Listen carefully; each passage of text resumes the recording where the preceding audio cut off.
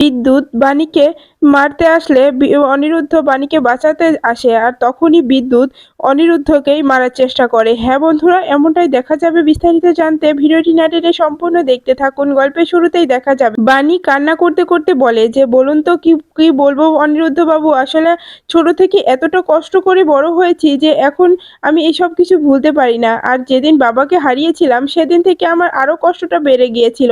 বাবাকে হারিয়ে আমি একদম নিঃস্ব হয়ে গেছিলাম। আর যখন জানলাম যে বাবার মৃত্যুর জন্য আপনি দায়ী, এজন্য আমি আপনাকে কথা শোনাতাম। যখন দেখা হতো শুধু তখনই অপমান করতাম। আসলে আমি নিজেকে এখন ক্ষমা করতে পারছি না। তখনই অনিরুদ্ধ বলে, দেখুন বানি, যা হবার হয়ে গেছে। আমিও তো আপনার সঙ্গে অন্যায় করেছি। যে আপনার বাবার সঙ্গে এরকম একটা অন্যায় কাজ করেছে তার নাম আমি আপনাকে বলিনি। এটা কি আমার অন্যায় নয়? এজন্য আপনিও দোষী, আমিও দোষী, দুজনের দোষী কাটাকাটি হয়ে যাক। এটার জন্য আপনি আর মন খারাপ করবেন না বানি। তখনই বানি বলে, তাও আপনি আমার মামামের কতটা সাহায্য করতে এসেছেন, কিন্তু আমি সবসময় আপনাকে অপমান করে তাড়িয়ে দিয়েছি, তবুও আপনি আমাদের হাত ছেড়ে যাননি, আমার মামামেরও হাত ছেড়ে দেননি। এজন্য নিজেকে অনেক ছোট মনে হচ্ছে। তখনই দেখা যায় যে অনিরুদ্ধ বলে, বানি এতটা মন খারাপ করবেন না, সবকিছু তো এখন ঠিক হয়ে গেছে, এখন আর এসব কিছু মাথাতেই আনবেন না। তখনই বানি বলে, আমি কি করব? আমি কি তো কিছুতেই ভুলতে পারছি না এই সব কিছু, যে এভাবে সবকিছু শেষ হয়ে যাবে। আমার বাবাকে হারিয়ে আমার এমন অবস্থা হয়েছিল জানেন, যে ওই মাতাল মাতালের সঙ্গে আমার বিয়েটা দিয়ে দিয়েছিল মামনি। আমি কখনোই ওকে বিয়ে করতে চাইনি, কিন্তু আমার বাবার বাড়িটা দেখেই মামনি তার ছেলের সঙ্গে আমার বিয়ে দেয়। আর তারপরে থেকে আমার জীবনে আরো কষ্ট নেমে আসে। এই জন্য আমি কখনোই আপনাকে ক্ষমা করতে চাইনি, কারণ সবকিছু আপনার জন্য হয়েছিল এটাই আমি বিশ্বাস করতাম। এই জন্যই আপনাকে আমি সহ্য করতে পারতাম না। তখনই দেখা যায় অনিরুদ্ধ বলে যে যা হবার হয়ে গেছে তো, এখন এটা নিয়ে আর চিন্তা করার কোনো দরকার নেই, আর নিজেকে দোষী প্রমাণ করবেন না, আর দোষী ভাববেন না। তখনই দেখা যায় যে অনিরুদ্ধ মনে মনে বলে যে বাণীর মনটা অনেক খারাপ আছে, এজন্য আমাকে কিছু একটা করে বুঝাতে হবে, তাহলে হয়তো এইটা পার করে চলে আসতে পারবে। এরপরই দেখা যায় যে তানিয়ার মোজা ঝুলতে থাকে।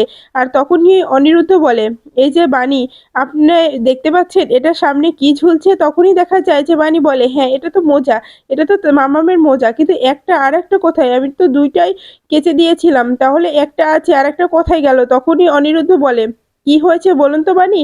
আমি শুনেছি যে এই বড়দিনে ক্রিসমাস ডে এই মোজার মধ্যে যা লিখে রাখা যায় এটাই বলেছেন, কে কি লিখে রেখেছে সেটা দেখেই তার স্বপ্ন পূরণ করে দেয়। এটা করেনি তো বিজেস? তখনই বানি বলে, এটা তো মামাম কখনোই জানে না, কারণ মামামকে তো আমি এসব কিছু বলিনি, আমি তো জানতাম না, তাহলে মামাম কি করে জানবে এসব কিছু? মামাম জানে না। তখনই দেখা যায় অনিরুদ্ধ বলে, এখন বিজেস স্কুলে পড়ে, স্কুলের বইতে লেখা আছে, হয়তো সেসব কিছুই পড়ে শুনেছে, এই জন্য ও এরকম কিছু করতে যাচ্ছে। তখনই বানি বলে যে হতে পারে, কিন্তু আমার আমার তবুও মনে হচ্ছে যে মামা এইসব কিছু জানে না। তখনই অনিরুদ্ধ বলে, সেটা বাদ দিন, তাহলে এবার আমরা বড়দিনে কি উপহার দিতে পারি বলুন তো আমার প্রিন্সেসকে? তখনই বানি বলে, কিছু লাগবে না, যা দিয়েছেন অনেক দিয়েছেন, আমার মামামের আর কিছু দরকার নেই। তখনই দেখা যায় অনিরুদ্ধ বলে, দেখুন আমার প্রিন্সেসকে আমি গিফট করব না তো কে গিফট করবে? আমি আমার প্রিন্সেসকে তো গিফট করতেই পারি।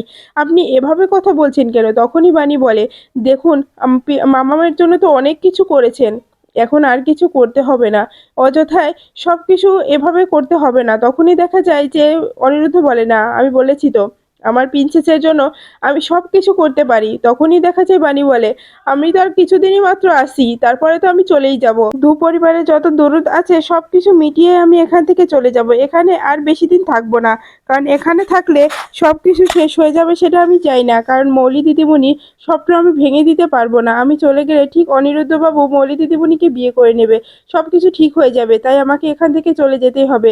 এরপরে অন্যদিকে দেখা যায় যে তখন তানিয়াও চলে আসে।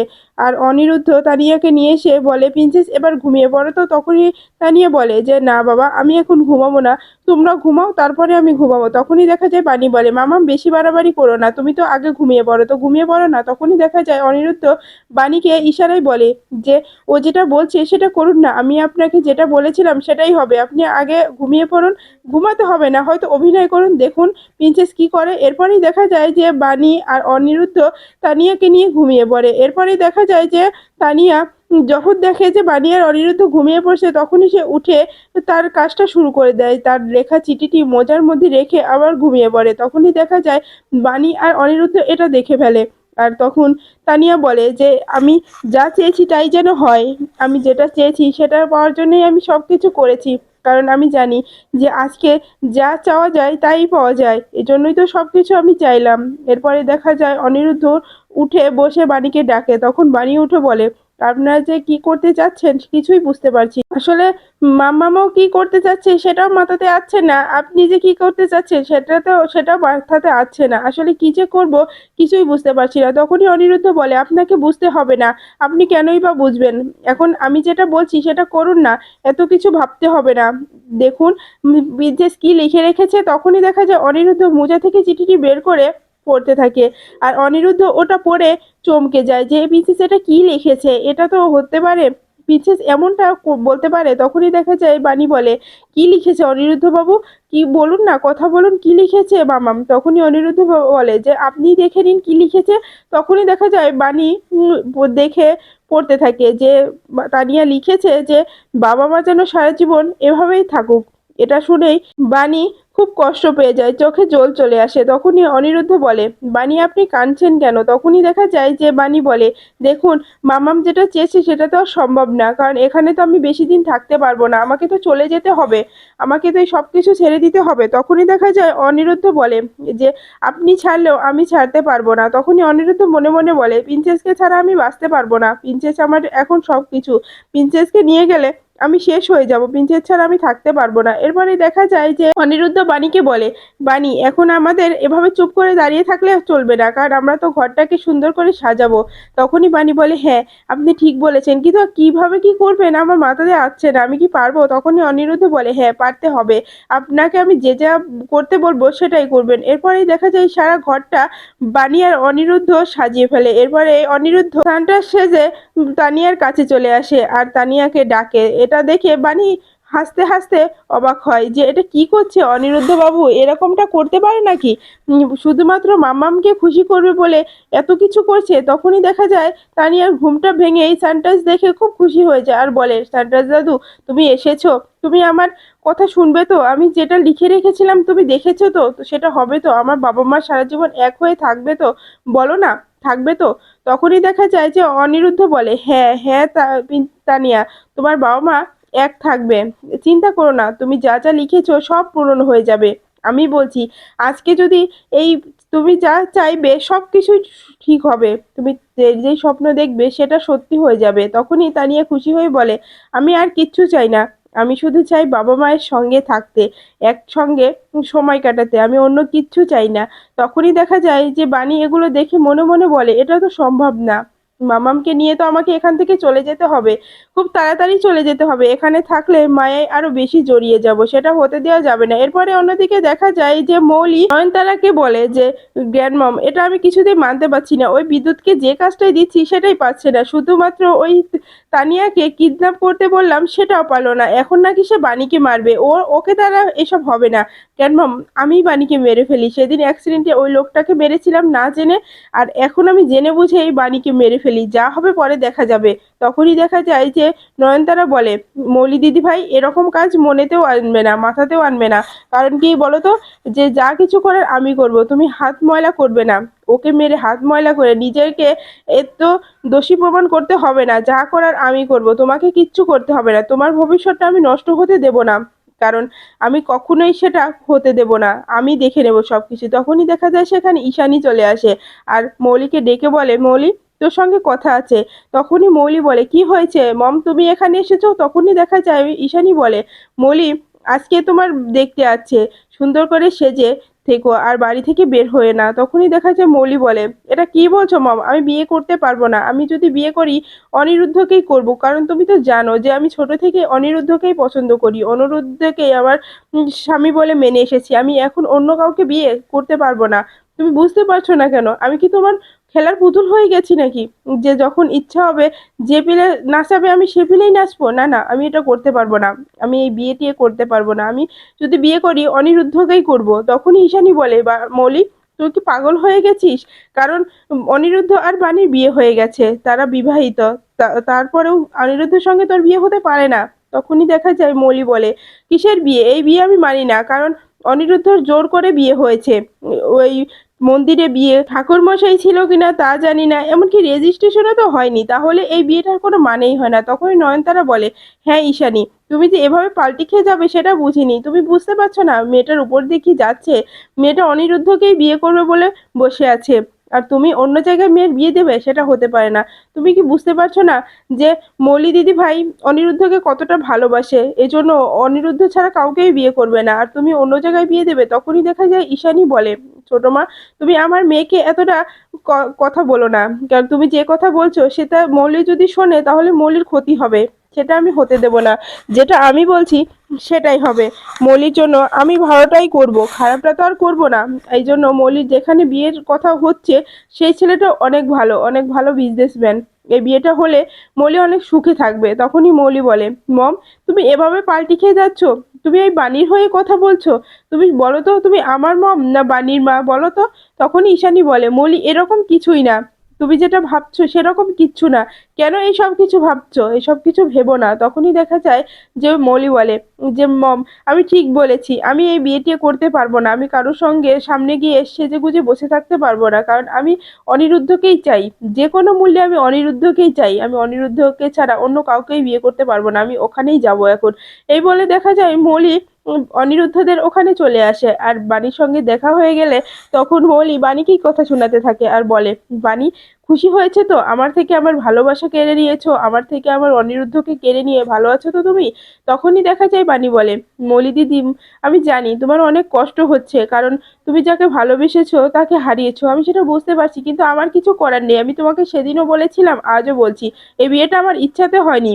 আমাকে জোর করে অনিরুদ্ধ বাবু বিয়ে করেছিল, কারণ মামাম অনেক অসুস্থ, অসুস্থ দোহাই দিয়েই এই বিয়েটা হয়েছিল।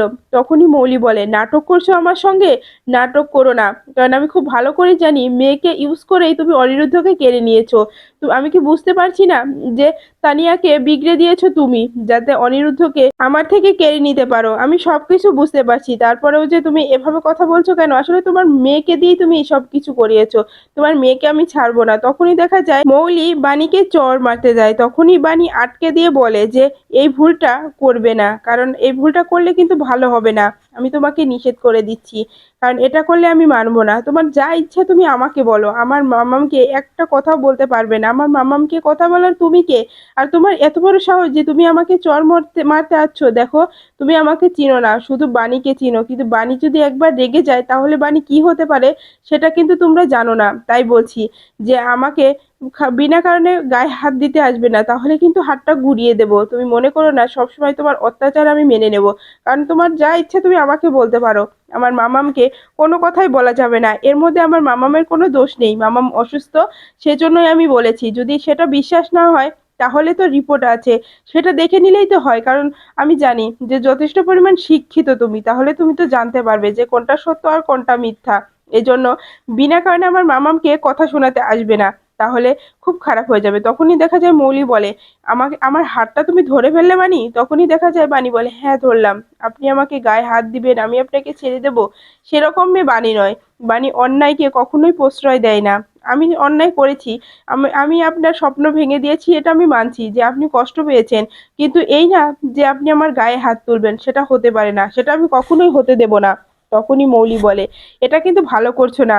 তখনই দেখা যায় যে বানি বলে, হ্যাঁ ভালো করছি না, কিন্তু আপনিও যে ব্যবহারটা করলেন সেটা আপনার কাছ থেকে আমি আশা করিনি। আমি তো আগেও আপনাকে বলেছিলাম যে এই বিয়েটা আমার ইচ্ছাতে হয়নি, জোর করে করা হয়েছে। আমি এই সম্পর্কটাকে থাকতেও চাই না, চলে যেতে চাই। আমার সময় হলে আমি ঠিক চলে যাব, আপনি এখান থেকে বের হয়ে যান। তখনই দেখা যায় মৌলি ঘরে আসলে ঈশানী মৌলিকে বলে, মৌলি, কি হলো? ওখানে গিয়ে ঝামেলা করলি নাকি? তখনই দেখা যায় যে মৌলি বলে, না মম, আমি তোমার বাণীর সঙ্গে কোনো ঝামেলা করিনি। তুমি মনে করেছো যে আমি বাণীর সঙ্গে ঝামেলা করেছি? না না, আমি বাণীর সঙ্গে কোনো ঝামেলা করিনি, আসলে এমনি গিয়েছিলাম। তখনই ঈশানী বলে, এই শাড়িটা পরো, সুন্দর লাগবে মৌলি, আজকে তোমাকে দেখতে আসবে। এরপরে অন্যদিকে দেখা যায় যে তানিয়ার স্কুলের ফাংশনে তানিয়া অনিরুদ্ধ আর বাণীকে নিয়ে গিয়ে সবার সঙ্গে পরিচয় করিয়ে দেয়, আর সে খুব খুশি হয় বন্ধুদেরকে যখন বলে যে এই অনিরুদ্ধ চ্যাটার্জি আমার বাবা, এই কথাটা বলেই সে অনেক খুশি হয়ে যায়। তখনই দেখা যায় যে অনিরুদ্ধ সবাইকে পরিচয় দেয়, হ্যাঁ আমি তানিয়ার বাবা। এরপরে দেখা যায় তানিয়ার বন্ধুদেরকেও গিফট করে অনিরুদ্ধ।